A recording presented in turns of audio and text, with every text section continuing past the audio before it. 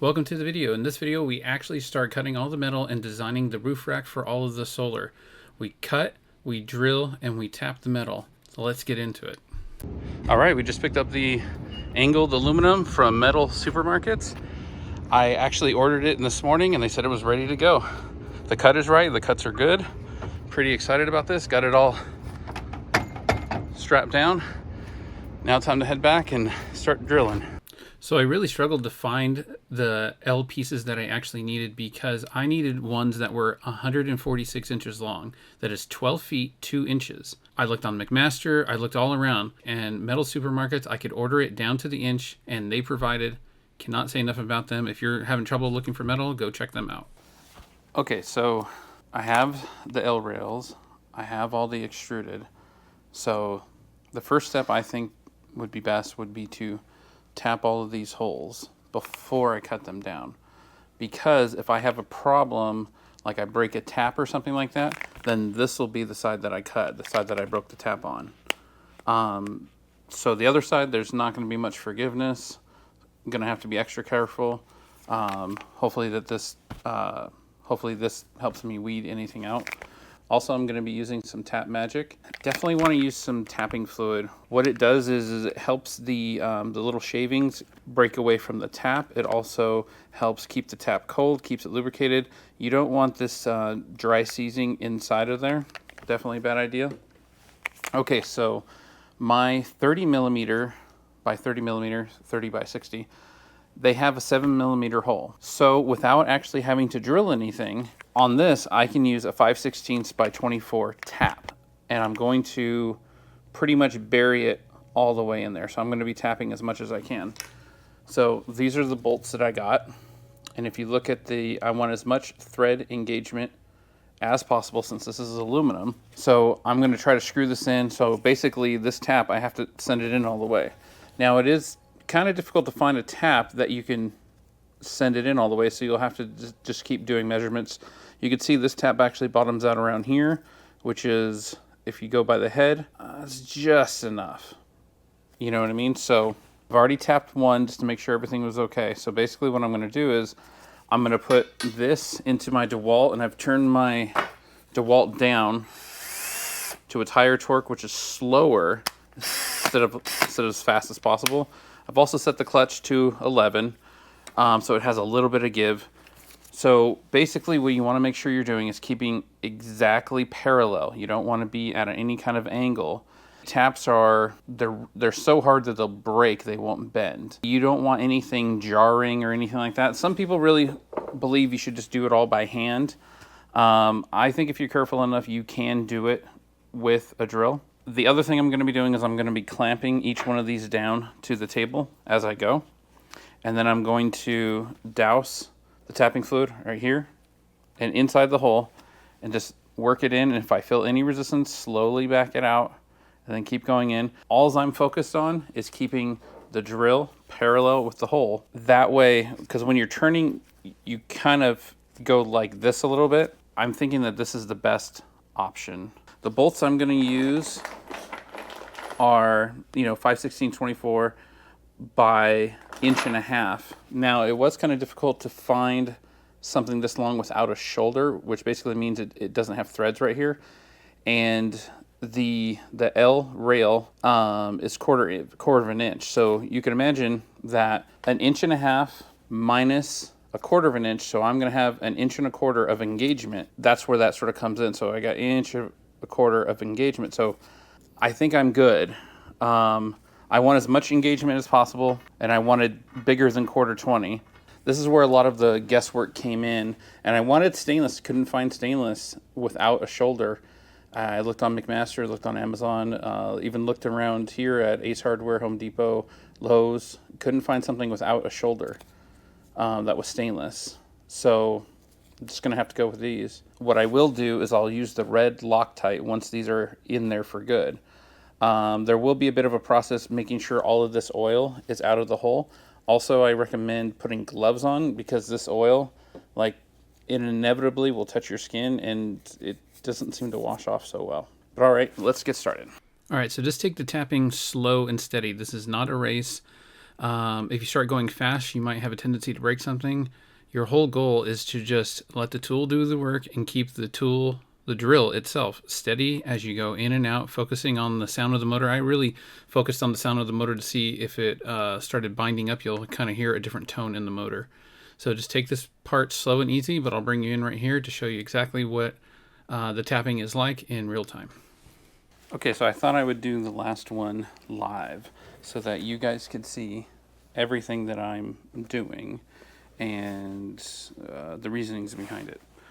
So you want whatever you're tapping to be as solid as possible, and that's why I'm putting the clamps that are holding it to the table.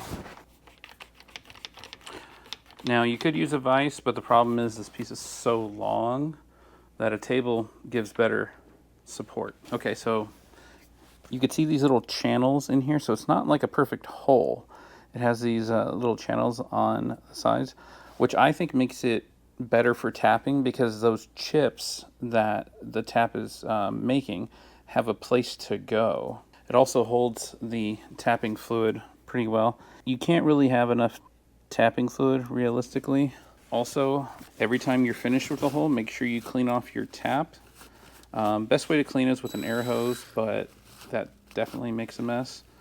Also, another trick is to have a trash can right underneath what you're tapping, because this will drip the oil, it'll drip the chips. You can also inspect the flutes of the tap just to see if everything looks fine, and it does. Make sure you lubricate just everything. Okay, so I did put it to the clutch level of 12, if that helps anybody. So when you first stick it in, you do need to apply a little bit of pressure. Once it gets to about halfway, it's going to be pulling itself, and it's probably better if you don't push, because if you're pushing, you're going to inevitably make the threads bigger, because you're cutting it more rather than just letting the tool do the work. And then while it's coming out, if you're pulling it, you're going to be cutting the threads bigger the other way. It's negligible, but it could make a difference. I'm pushing it in, and then I'm starting off slow. I got a little bit of pressure.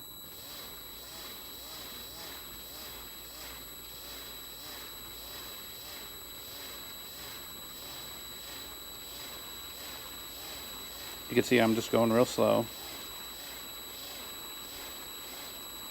Okay, so I'm not applying as much pressure. Basically, all I'm doing is focusing on keeping the weight of the drill centered and just kind of following it along. And this is definitely where you want to take your time. And if you listen to the motor of the drill, if it binds up or something, it could be because you shifted the drill, or if it hit something on the inside, or one of the burrs is in a bad spot.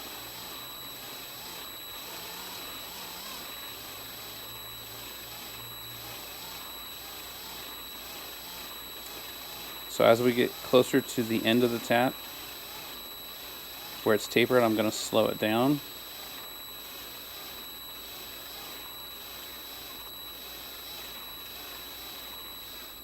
There we go, I'm slowing it down.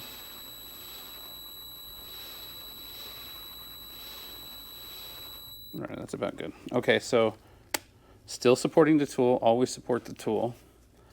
When you start backing it out, you're going to start going and it's going to feel easy, then it's going to feel hard, and it's basically that burr that you've been cutting the whole way. Now you're having to chop it off as you go back out. You might be able to hear it in the motor. Let's see. There it is. It got harder. There, cut it off.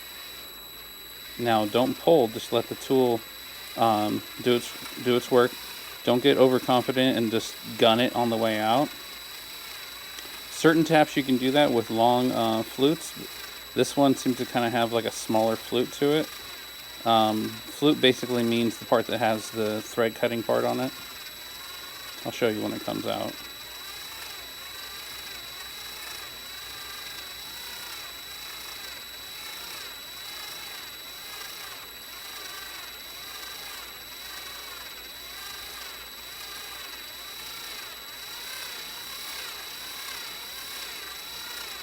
All right, it's starting to come out now.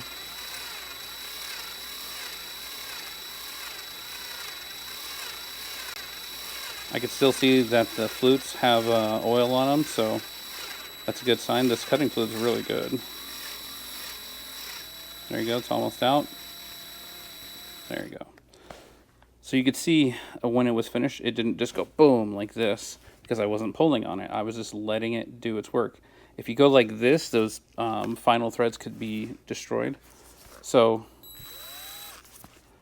from here to there, the cutting part of it, that's a flute. This is a 2-flute tap. So there's 2 flutes. I've seen them 5 flutes. Just depends on what you're tapping. So you see all those little shavings in there. It's just a good practice to make sure all that's gone before you start heading to the next hole. Now obviously the best way to clean this is with an air hose, but just getting off as much as you can and then inspecting the threads. Sometimes the aluminum could be like welded in there. It doesn't look like that's the case right now. Just grab one of the bolts. Threads in fine. It's a pretty tight hole. So that's pretty good. You could probably get away with a thicker or a bigger tap on this. I think I could almost get away with a 3/8 tap, but when you drill, you'd have to clearance the hole, so you'd have to drill it bigger. I would lose some of this sidewall right here. And I'm going for as strong as possible, and realistically, these bolts are pretty much overkill for what I'd be doing. So just one hole left on this side.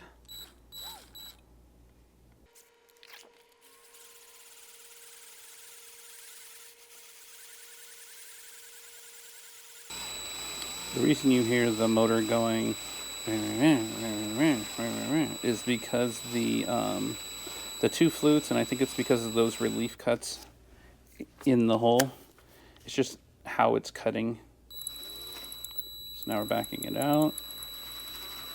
There's that burr. There, we got past it. Now on some material you would not be able to go this deep.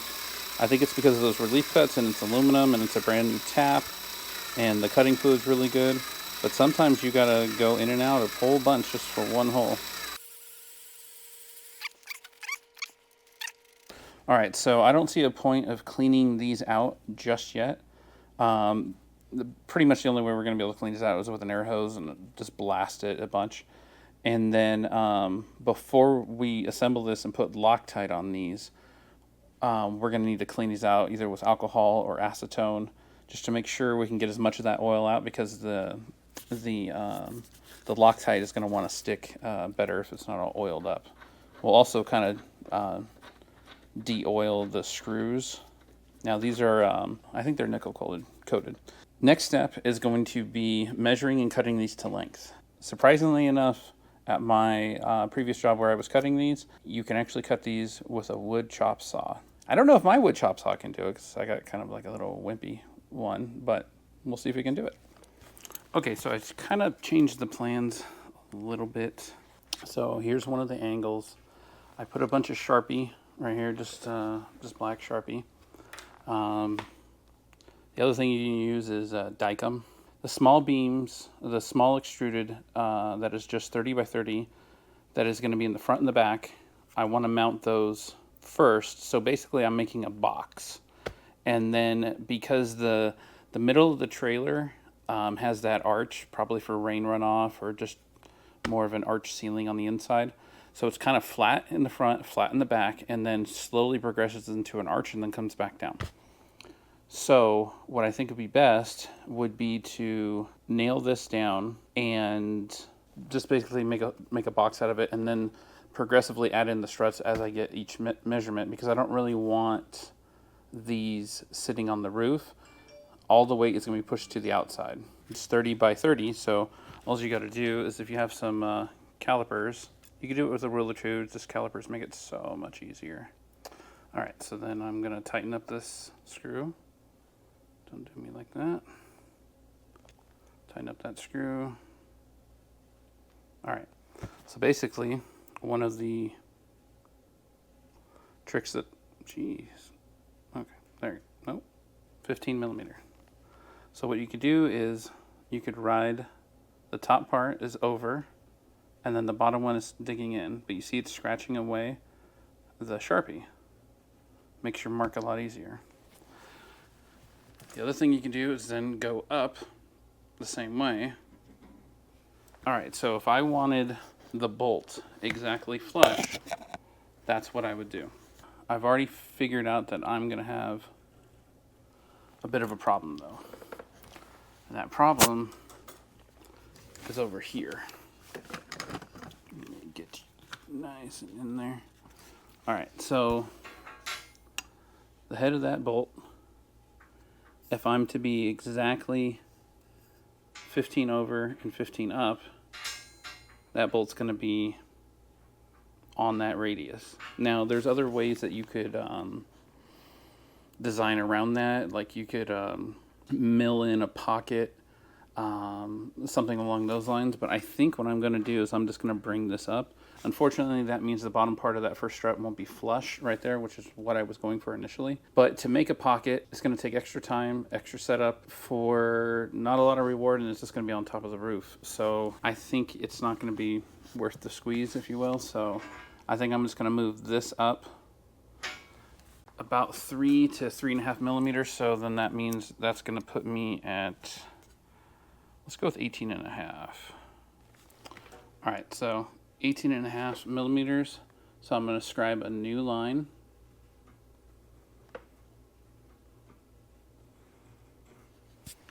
Okay. Bring you back to there. Let's see if I can't angle this so you guys can see that there. Maybe that's good enough. So right here's the vertical line, and then here's if I was going exactly flush with that. Here's if it's spaced up slightly. So it's spaced up 3.5 millimeters due to the fact that I would have to modify the radius in here. So what I'm going to do is I'm going to center punch the hole. There's nothing necessarily special about center punching. It's just you're putting a spot for the drill to grab onto, making sure that's in the center of everything. All right, so that's,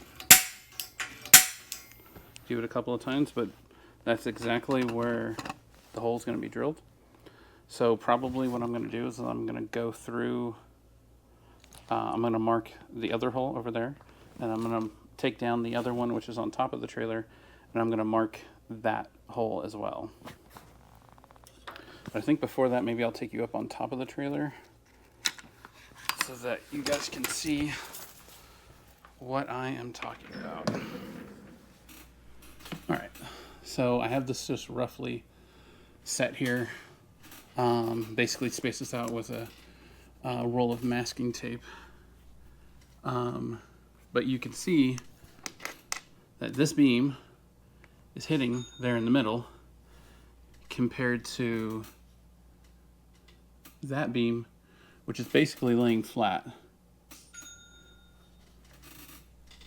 So that's the reason for it. So you can see that this piece of extruded is right there perfect, and then this piece of extruded is spaced up. So, and then it kind of looks like the hump that way gets progressively worse, and then it starts coming back down. So this strut may be right here, but then the next one might be up a little bit higher, because I don't want these resting on the roof, because even with this just setting on the roof, it's like digging into it. So the main weight of everything will be to the outsides, which is what I'm shooting for. But okay. So I'm gonna go to a time lapse of me marking and drilling everything. So if you have any questions about the drill, I'm just drilling a clearance hole for a 5/16 24. That's all I'm doing. All right. Okay, so this part's pretty straightforward. We center punched exactly where we want the hole. We're using a smaller drill as a pilot drill, and then we're stepping it up to a bigger drill, and then a bigger drill still to get all the way up to the 5/16 through hole. Just take your time on this. Keep your drill 90 degrees from the angle, and then I use a deburring or a countersinking bit to deburr the hole. I don't run it in that far. I just kind of deburr it so it takes the sharp edge off. But this part's relatively straightforward, but it's still pretty important to build the rack as a box first, and then we'll put in the center supports later. As you can tell from the video, I got all the holes drilled. So you can tell that this doesn't want to sit level. That's kind of like the reason I want to cut the piece that goes here and then the piece that goes down there to make the box out of it. And I have my wife over there. She's going to be pulling down this side. We're going to measure from the tip of this to the tip of the other one. And then since these are 2.5 by 2.5, you times that together, that would be 5 inches. So then we're just going to take off 5 inches, and that should give us the perfect width between these two. Okay, I think we're at 72 1/8.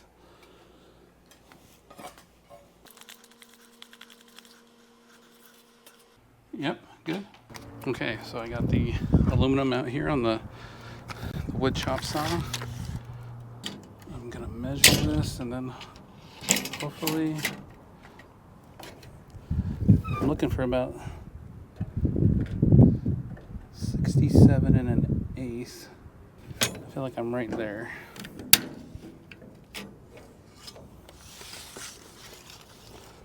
All right, buckle up, here we go.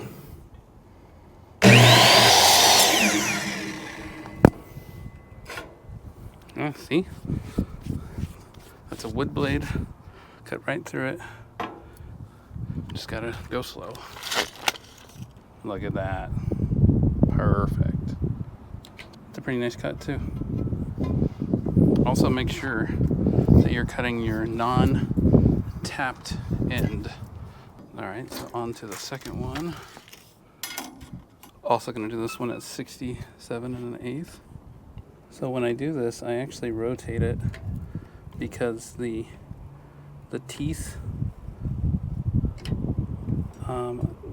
one sticks out, one sticks in, one sticks out. So that's how I try to make sure that I'm getting an accurate reading.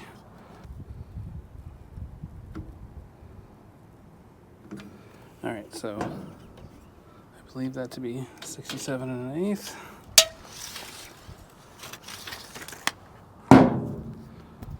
Here we go.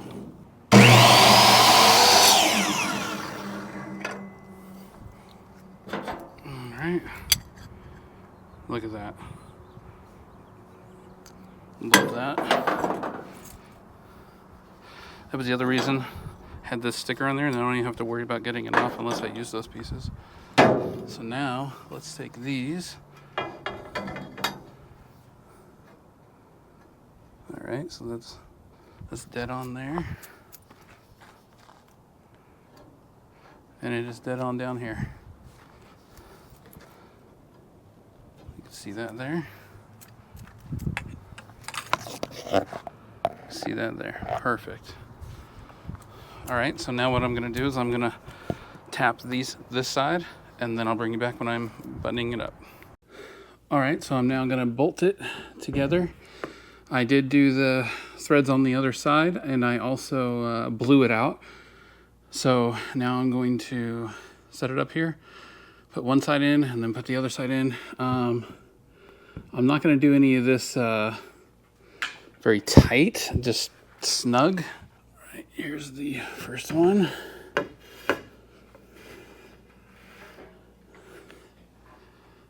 Lift this up. There we go. I kind of wanted just to do it by hand, but it is right there.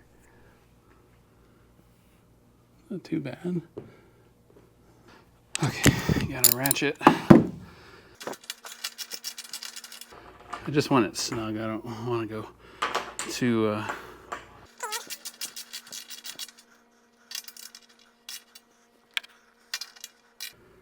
all right.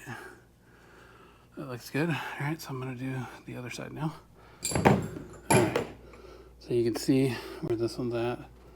Just need to lift that up. And then that'll in turn lift this up.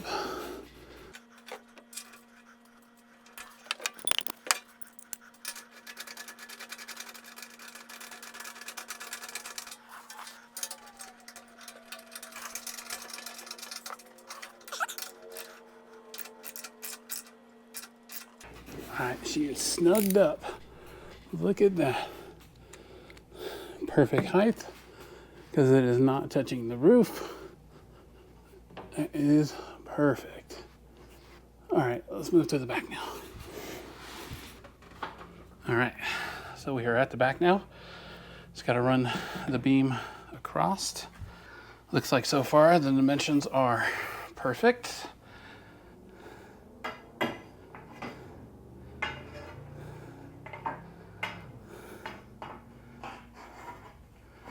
All right, that side's in. Now I just got to do that side. This is going to be a big freaking solar panel. All right, so it's got to do that. And that is where I wanted to get to by today. All right. Here's the last one. I got a bolt right there.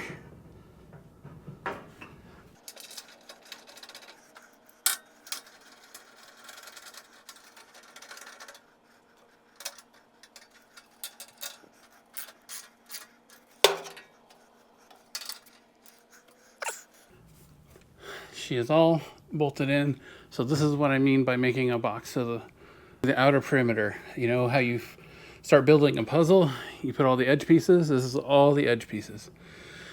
So keep in mind, this still needs a bunch of holes going all the way down. And then I need all the holes for all the struts going across. So the other thing I forgot to mention was you need to figure out your minimum distance. So this is 67 and an eighth long. Both solar panels back to back is 65 inches. So I'm good how this is, and I like how it comes right up to the edge of the trailer. So, I mean, if you look down the side, it has a nice, good look to it, like it was factory, because aluminum, it just looks like it belongs. So now, the next step will be measuring out from, I'm probably gonna start at the front, from the front to the next beam, and then marking where those holes should be. Height-wise, I know relatively lengthwise, but I'll double check those numbers, and then go to the next one, to the next one, to the next one, until it's done, and then we'll go on the inside and mark where the struts are at for the holes to mount this down. So just like the inside, I'm going to glue and screw this down. I'll probably use some other things to help seal it, but pretty much glue and screw. But let's get on to the next part. Okay, so it's the next day. I kind of like when I get to like a waypoint, or I like to stop and just think about it at least overnight. I think the next part I'm going to do is all of those double extruded pieces. I'm going to cut all those. I went through and measured all the way down. It is nice and parallel, or parallel enough where I could wedge them in. I didn't buy any extra pieces, so my cut's got to be perfect. So now you're just going to see a time lapse of me cutting those on the chop saw. Same process as cutting those. So the reason for that next step is once those are cut, those can kind of sit in here, and then with the arch of the roof, I can start to figure out what height those are going to be, and to see maybe it's just a slant from there, and then it's up, and then it slants back down as it goes down there. But I'm not going to know that until I got all those pieces laid out, and there's 4 of them. So that's what I'm going to get started on now. Just like the smaller pieces of extruded, take every precaution as you're lining it up. Maybe even unplug the chop saw, but just take your time. Let the blade get up to speed first, and then push it through very slowly, and make sure that you clean off all the chips, because they could make the cut go off to one side or the other. So just make sure everything off of the saw blade is completely cleared off before you make the next cut, but just be very cautious. Okay, so this is the last piece. I kind of wanted to bring you in so that you could see how I'm cutting it. So got 3 pieces already done. This is the 4th. Something supporting like this guy right here. I'll have a link to everything that I'm using. So this is supporting it, making sure that it's completely flat right here. Also, after every cut and before your first cut, making sure that this is clean so that this sits exactly square to this. I also put a square up to make sure the blade's coming down square, since this has a lot of adjustments. The other thing about the measuring, I'm going to try to get the tripod in here. So if you're using a tape measure, make sure you use the same tape measure, and make sure you're pulling like this and not pushing. So when I'm measuring, I got a little bit of pressure that way. So our goal is to cut 67 1/8 right there. So I move it with my blade, hand off the trigger. You can see that one blade is in and one blade is out. I usually go around a little bit because some of them, depending on the blade, might be a little bit more in, a little bit more out. So you can see right there, I'm right on the money. I'm a little bit below, I'm right on the money. I'm a little bit below. I think that this cut's gonna be pretty good. All right. So you only do that once you're flat and squared up against the guide here. Now when you're taking off your tape measure could jar it, so push it, lift it, and then start to retract. Also, hugely important, safety glasses. All right, so when you do it, you're gonna hold down really tight. Might want gloves for this. And then you're gonna let the blade get up to speed, and then you're gonna slowly go, and as slow as you can possibly go. Here we go.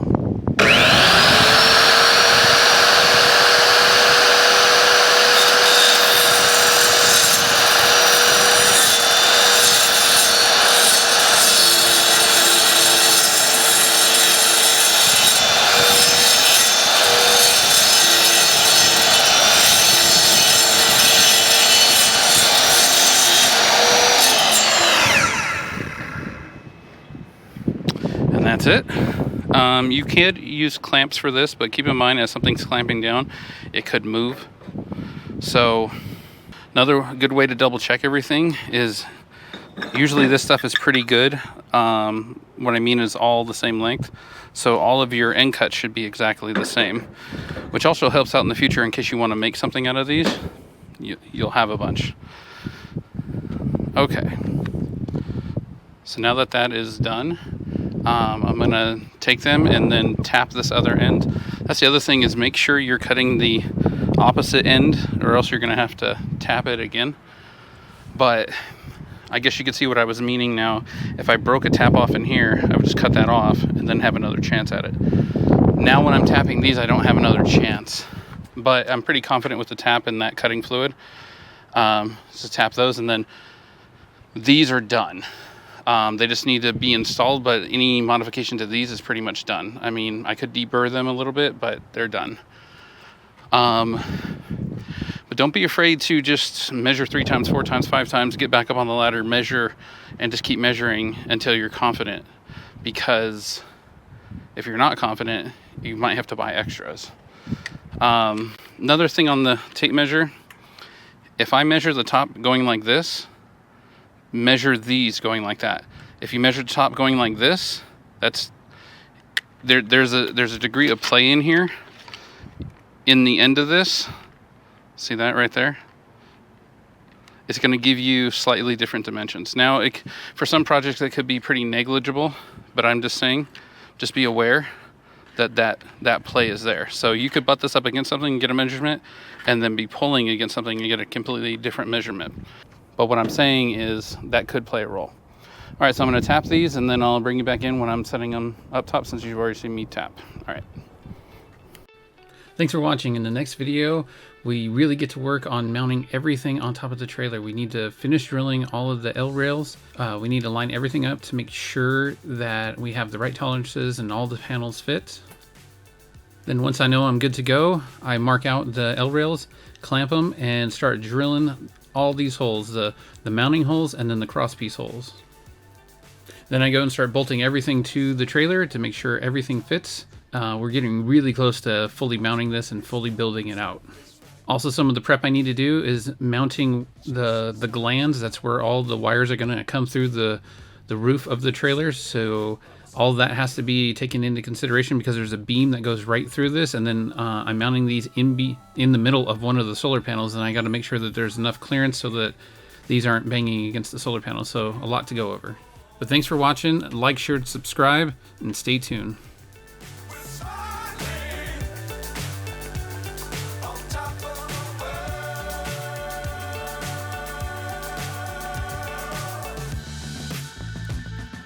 Dangerous times, don't fly too high.